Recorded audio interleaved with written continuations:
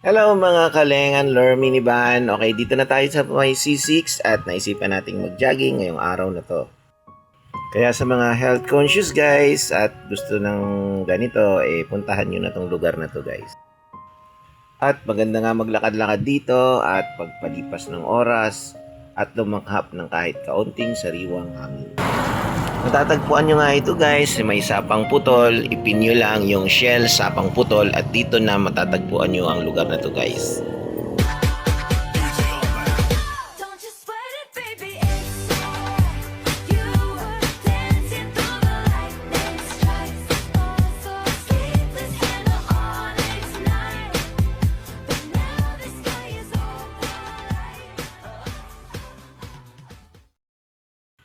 At syempre guys, sa aming paglalakad ay meron kaming napansin dito guys na ginagawa.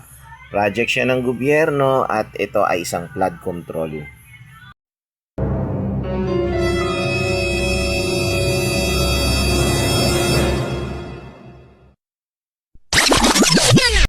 At alam naman natin guys na ang mga flood control projects ngayon ay hindi kaila sa mga nangyayaring issue sa ating bansa. So, pasyalan dito guys, maginit tuwing Sunday, Saturday, maraming tao dito guys. Ayan. Yan yung C5 road. Ito naman meron sila, ayan, parang small pan. Pero ito guys ay flood control. At may existing flood control na ginagawa dito.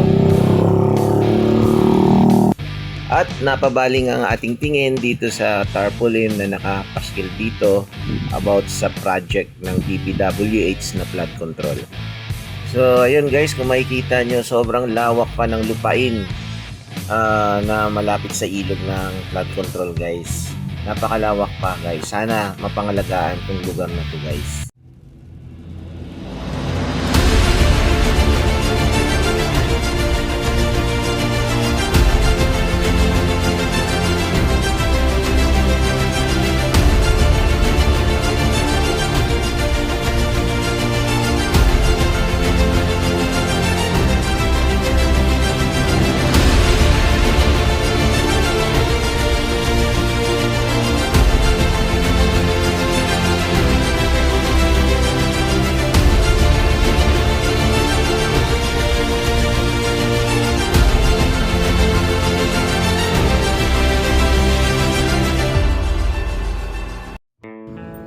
Ang ginagawang flood control na ito ay under siya ng Pasig.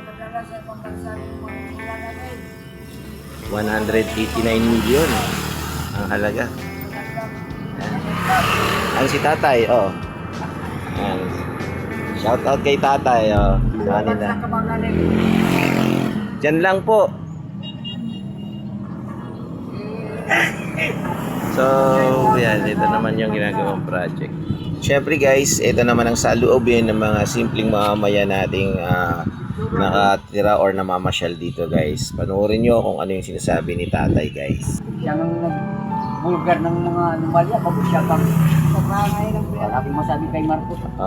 Totoo naman yun, no? Siyempre, kung sinong makapangyarihan, dapat igalang na lang kung sinong presidente, no? Ay sinisira nila eh.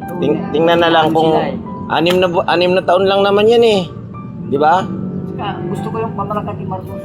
Yung respeto na lang, di ba? Kaya ako eh, kaya lang nawalan ako ng gana kay Duterte kasi mamamatay tao siya. Kaya ko yung presidenting mamamatay tao. Oh.